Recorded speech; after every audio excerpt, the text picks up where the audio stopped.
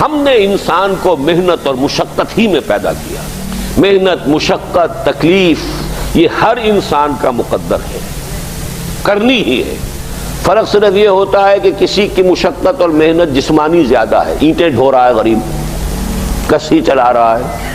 کسی کی محنت مشقت ذہنی زیادہ ہوتی ہے، بیٹھا ہوا تو ہے آرام کرسی پر، ریوالونگ چیئر ہے بڑی آرام دہ، لیکن اس کی جو ذہنی مشقت جو وہ کر رہا ہے. جو جسمانی مشقت کرتا ہے وہ رات کو پاؤں پھیلا کر سوتا ہے، چاہے روٹی بھی پوری نہ ملی ہو، لیکن اسے پتہ نہیں ہوتا رات کب گزر گئی.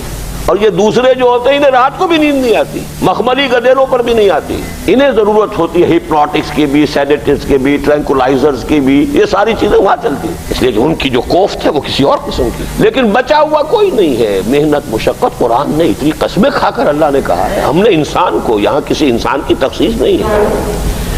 محنت، مشقت، اور اس محنت مشقت کے ساتھ اس میں غالب نے ایک اور رنگ داخل کیا ہے، اس کے ساتھ غم بھی. مثلا حیوان اور انسان میں کیا فرق ہے؟ بیل ہے، کولو چلا رہا ہے، مشقت تو وہ بھی کر رہا ہے. بار برداری کا اونٹ ہے، بوجھ ڈھو رہا ہے ادھر سے ادھر تک، محنت تو وہ بھی کر رہا ہے. انسان محنت بھی کرتا ہے، مزید اس کو رنج اور غم جو سابقہ اس کو پیش آتا ہے. بیل کو پتہ بھی نہیں ہوگا میری کو اولاد بھی ہے، نسل بھی ہے، وہ کوئی بیمار ہے، کس حال میں ہے. گائے کو بھی اپنے بچے کی خبر ہوگی، وہ چھوٹا سا جب ہے دودھ پیتا ہے، اس کے بعد اسے کیا پتا وہ کہاں گیا کہاں نہیں ہے. انسان کو جو تکلیفیں جھیلنی پڑتی ہیں، پھر جو غم جھیلنے پڑتے، وہ حیوان کے لیے نہیں ہے، یہ انسان کے لیے. اسی لیے کہا غالب نے کہ قید حیات و بند غم اصل میں دونوں ایک ہیں. موت سے پہلے آدمی غم سے نجات پائے کیوں؟ تو یہ مشقت اور غم دونوں کو شامل کر لیجئے. انسان کا معاملہ حیوان سے بدتر ہے اس پہلو سے. کبھی کسی بیل کو، اونٹ کو وہ صدمہ نہیں ہوا ہوگا کہ بیٹا نے سینے تان کر کہا ابا جان آپ چھوڑیے، آپ کیا باتیں کرتے ہیں، آپ دقیانوسی باتیں کرتے ہیں، اب زمانے کا رنگ بدل گیا. وہ جو بوڑھے باپ کو جو اس وقت صدمہ پہنچتا ہے، یہی ہے وہ جس پر میں نے اپنی جوانی کھپائی ہے، جس میں میں نے اپنے آپ کو انویسٹ کیا ہے. آج یہ میرے سامنے کھڑا ہو کر کیا کہہ رہا ہے. اور یہ تو میں نے بڑی ہلکی مثال دی ہے. گالیاں دینے والے بھی ہیں، ماں باپ کو قتل کرنے والے بھی ہیں. مرتا نہیں ہے بڈھا کہ یہ مرے تو مجھے یہ ساری جائیداد ملے اور مجھے آزادی حاصل ہو. اے انسان، تجھے مشقت پر مشقت جھیلتے ہوئے، محنت پر محنت کرتے ہوئے ہی آگے بڑھنا ہے، اور پھر اپنے رب کے حضور میں پیش ہونا ہے. یہ اور مصیبت ہے. کسی اونٹ اور کسی بیل سے محاسبہ نہیں ہے وہاں. اس روز کہے گا کافر کاش میں مٹی ہوتا، انسان بنا ہی نہ ہوتا میں، جسے آج ہم بہت بڑا شرف سمجھ رہے ہیں، شرف انسانیت.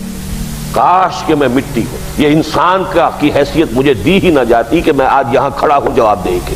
حضور نے فرمایا کل نفس یغدو فبائع نفسہ فموتقھا وموبقھا. ہر انسان جب صبح آنکھ کھلتی ہے، رات کے سونے تک وہ اپنے آپ کو بیچتا ہے. کوئی جسمانی مشقت اپنی بیچ رہا ہے، شام کو 100 روپے لے کر آیا ہے، اس نے اپنی جسمانی محنت بیچی ہے نا. کسی نے اپنی ذہنی محنت، ذہنی صلاحیت بیچی ہے، چاہے وہ ڈاکٹر ہے، چاہے انجینئر ہے، کوئی اور ہے، وہ اپنی ذہنی صلاحیت بیچ رہا ہے بیٹھا ہوا اپنے کلینک میں، اپنے آفس میں. بائع نفسہ، اپنے آپ کو بیچتا ہے. یہ بیچنا تو ہر ایک کا ہے، ہر شخص بیچ رہا ہے اپنے آپ کو. کوئی بدبخت وہ ہے جو یہ ساری مشقت جھیل کر بھی رات کو جہنم لے کر آیا ہے. گھر مشقت بھی جھیلی اور لے کر بھی آیا آگ کے انگارے، اس لیے کہ حرام کاروبار کیا. کوئی وہ ہے جو اس مشقت کے بعد اپنے نفس کو جہنم کی آگ سے چھٹکارا دے کر آتا ہے. بیچا، جائز جگہ بیچا، جائز طریقے سے بیچا اس نے بھی، محنت اس نے بھی کی، مشقت اس نے بھی کی، لیکن اس نے اپنی مشقت کے نتیجے میں اپنے آپ کو برباد کر لیا. تو جب آزمائش میں کوئی پڑے گا تو پتا چلے گا نا کہ کھرا ہے یا کھوٹا ہے. آزمائش میں نہیں آیا، امتحان میں نہیں آیا، کوئی تکلیف آئی نہیں، تو وہ کھرے اور کھوٹے گڑمڑ رہیں گے، ملے جلے رہیں گے. دودھ کا دودھ اور پانی کا پانی جدا نہیں ہوگا. کیا لوگوں نے یہ سمجھا تھا کہ وہ چھوٹ جائیں گے صرف یہ کہنے پر کہ ہم ایمان لے آئے اور انہیں آزمایا نہ جائے گا؟ ہم نے تو آزمایا ہے ان سب کو جو ان سے پہلے آئے. تو یہ تو یوں سمجھیے کہ اس راستے کا ایک مستقل معاملہ ہے. جو آئے سوچ سمجھ کر آئے کہ یہ شہادت گاہ الفت میں قدم رکھنا ہے. لوگ آسان سمجھتے ہیں مسلمان ہونا. جس نے کہا آمنت باللہ، ہم نے آزما لیا. سچ مچ کا یہ ہم پر ایمان کا دعوے دار ہے یا جھوٹ موٹ کا دعویٰ کر رہا ہے؟ یہ سچ مچ کا عاشق ہے یا جھوٹ موٹ کا عاشق ہے؟ ظاہر بات ہے کہ امتحان نہ ہو، آزمائش نہ ہو تو کیسے ان کے مابین تمیز ہوگی؟ کہہ تو دیا سب نے آمنت باللہ. اب ذرا تھوڑی دیر کے لیے ہم بھی اپنے گریبانوں میں جھانکے. ہم بھی کہتے ہیں نا اللہ کا، ہمارا ایمان ہے اللہ پر، آخرت پر، رسول کا عشق کا بھی دعویٰ ہے. اور جب نعتیں ہم سنتے ہیں تو بڑے جھومتے ہیں، لیکن یہ کہ واقعتاً آدمی جھانکے اپنے قلب کی گہرائیوں میں کہ یہ ہم کتنے کچھ سچے ہیں اپنے اس دعویٰ ایمان. جہاں کوئی معاملہ آیا، اگر ہم اس دین کے اس حکم پر عمل کرتے ہیں تو اتنا نقصان ہوتا ہے، اس حکم کو پیچھے ڈال دیں تو اتنا نفع ہوتا ہے. سچ بتائیے کہ ہم میں سے اکثریت کا فیصلہ کس بات کی طرف جائے گا؟ دین کا حکم پس پشت، دنیاوی مفاد وہ مقدم. تو معلوم ہو گیا کہ ہمارا یہ دعویٰ جو ہے اللہ پر ایمان کا اور آخرت کے یقین کا جھوٹا دعویٰ ہے. کیوں اللہ کی طرف سے یہ چیزیں آتی ہیں؟ دیکھو، کوئی مصیبت تم پر نہیں آ سکتی، نہیں آتی مگر اللہ کے اذن سے. وَمَن يُؤْمِن بِاللَّهِ، اور جو شخص اللہ پر ایمان رکھتا ہو، یہدِ قلبہ، اللہ اس کے دل کو ہدایت دے دیتا ہے، اس کے دل کو سکون عطا کر دیتا ہے، وہ راضی برضائے رب ہو جاتا ہے، اس میں شکوہ نہیں رہتا، اس میں شکایت نہیں ہوتی، اس میں تلخی نہیں ہوتی. کیوں ہو گیا، کیسے ہو گیا، کیوں ہو گیا، نہیں ہونا چاہیے، نہیں دیتے. یہ سارا جو پیچ آدمی کھاتا رہتا ہے نا اندر ہی اندر، وہ جو پیچ کھا رہا ہے، یہ سب پیچ سے نجات مل گئی. پہلی بات یہ کہ یہ اللہ کی طرف سے آزمائش کے طور پر آتی ہے. آزمائش، میرا بندہ اس پر صبر کرتا ہے یا نہیں، یا میرے خلاف بکواس کرنے پر آمادہ ہو جاتا ہے. اللہ تو ایسا ہے، اللہ نے تو ہم پر کبھی کرم کیا ہی نہیں ہے، اللہ تو ظالم، معاذ اللہ معاذ اللہ معاذ اللہ. کہیں ایسا تو نہیں، میرا بندہ جو ہے تکلیف کو جھیلتا ہے میری وجہ سے، یہ سمجھ کے کہ اللہ کی طرف سے آئی. یہ سب جو ہے یہ بہت بڑی کامیابی ہے اگر انسان کو حاصل ہو جائے. اور اس صبر کے نتیجے میں دو اور باتیں پیدا ہوتی ہیں. یہ مضامین علیحدہ علیحدہ دروس کے اندر آتے رہے ہیں، لیکن آج ایک نئے عنوان کے تحت جمع ہو کر آ رہے ہیں. پہلی بات یہ ہوتی ہے کہ یہ امتحان کا نتیجہ کیا نکلتا ہے کہ آپ نے ایک امتحان پاس کیا تو آپ کے اگلے درجے میں ترقی ہو جاتی ہے. 5ویں کا امتحان پاس کر لیا نا تو 6ٹھی میں جائیں گے، اب 6ٹھی کا امتحان پاس کریں گے تو 7ویں میں جائیں گے، 7ویں کا پاس کریں گے تو 8ویں میں. درجہ بدرجہ انسان کی دینی، ایمانی اور روحانی ترقی کا ذریعہ یہ آزمائش ہوتی ہے. جتنا اس میں صبر ہوگا، جتنا اس میں تسلیم و رضا جو ہے آپ حاصل کرتے جائیں گے تو آپ کے درجے بلند ہوتے چلے جائیں گے. آپ کا امتحان کڑے سے کڑا آئے گا، بڑے سے بڑا آئے گا، مشکل سے مشکل تر آئے گا. ایک وقت میں ایم اے کا امتحان بھی آپ کو دینا ہوگا، ایک وقت میں ہو سکتا ہے پی ایچ ڈی کے لیے تھیسس آپ لکھیں، پھر اس کے اوپر جو ہے ٹیم بیٹھی ہوئی اور آپ سے وہ بحث کرے، جرا کرے آپ سے، وہ بھی کرنا ہوگا. لیکن یہ کہ اگر پرائمری ہی میں فیل ہو گئے تو اس کا سوال ہی پیدا نہیں ہوتا کہ کبھی آپ ایم اے کا یا پی ایچ ڈی کا تھیسس بھی لکھیں.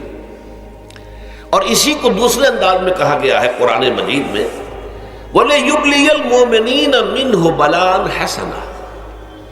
اصل میں ابلا کہتے ہیں، بلا یبلو جو ہے عربی زبان میں آتا ہے آزمانا. خلق الموت والحیات لیبلوکم ایکم احسن عملا. یہی معنی ابتلا کے میں، ابتلا یبتلی آزمانا. ابلا یبلی جو آتا ہے باب افعال سے، اس میں آتا ہے کسی کو کسی تکلیف میں ڈال کر اس کو نکھارنا، کہ اس کا جوہر نکھر جائے، اس کے اندر جو خیر ہے وہ اور چمک جائے، لوگوں کو بھی معلوم ہو جائے کہ یہ شخص اس مقام کا اہل ہے، اس کے اندر یہ صلاحیت ہے، اس میں یہ قوت موجود ہے. تو یہ گویا کہ اہل ایمان کی صلاحیتوں کو نکھارنے کے لیے اور ان کے درجات کی ترقی کے لیے بھی اللہ تعالیٰ دنیا کے اندر یہ مصیبتیں اور امتحانات جو ہیں آزمائش کے حوالے سے افراد پر بھی اجتماعی طور پر بھی لاتا ہے. اور ایک اس کا اور بھی ہے، اہل ایمان پر اس طرح کی ابتلاء و آزمائش کی ایک نوعیت اور بھی ہے، اور وہ یہ ہے کہ جو بھی آپ سے غیر ارادی طور پر یا یہ کہ آپ نے کوئی گناہ ارادی طور پر بھی کر لیا، اللہ تعالیٰ اس کی سزا اسی دنیا میں دے کر آخرت کی سزا سے محفوظ کر دیتا. گویا کہ اس سے بڑا خیر کیا ہوگا؟ یہاں کی سزا کیا ہے؟ جھیل لی آپ نے، بخار آ گیا، ٹانگ ٹوٹ گئی، چلیے 3 مہینے آپ بستر پر پڑے رہے نا، اور کیا ہوا؟ کچھ نہیں. لیکن یہ کہ آخرت کی سزا ملتی ہے بہت عظیم ہوتی ہے. لہذا کفارہ بناتا ہے اللہ تعالیٰ گناہ، ان جو بھی گناہ ہو گئے ہیں، غلطیاں ہو گئی ہیں، ان کا کفارہ اللہ تعالیٰ بندہ مومن کے لیے. حضور کی ایک حدیث ہے، اس کا متن مجھے اس وقت یاد نہیں ہے، کہ مومن کا معاملہ عجیب ہے، اسے کوئی تکلیف پہنچتی ہے صبر کرتا ہے، وہ اس کے گناہوں کا کفارہ بن جاتا ہے، اور اگر کوئی خوبی ملتی ہے تو اللہ تعالیٰ کا شکر ادا کرتا ہے، اس کے درجات بلند ہو جاتے ہیں۔ تو یہ معاملہ جو ہے اللہ تعالیٰ کی طرف سے بندہ مومن کے حق میں خیر، کہ در حقیقت اس کے ان گناہوں کی پاداش کہ جو اس نے یہاں کر لیے ہیں یہی دنیا میں دے کر دھو دیا جائے، پاک کر دیا جائے۔ جیسے آپ کو معلوم ہے دھوبی جو ہے کپڑے کو بھٹی میں چڑھاتا ہے، گرم پانی میں ڈالتا ہے کہ ڈالتا ہے تاکہ اس کا میل نکلے، اس کے آگے پٹکتا بھی ہے ذرا اس کو تاکہ وہ میل اچھی طرح چھٹ جائے اس سے۔ اسی طرح اگر دنیا میں ہمارے میل چھٹ جائیں، دنیا میں اگر ہمارے گناہ دھل جائیں تو یہ بڑے نفع کا سودا ہے، بڑے نفع کا سودا ہے، بڑے نفع کا سودا ہے۔ اس اعتبار سے آپ غور کیجئے کہ اگر یہ حقائق ہمارے سامنے رہے تو کیا کوئی تکلیف دنیا کی ہمیں بھاری محسوس ہوگی؟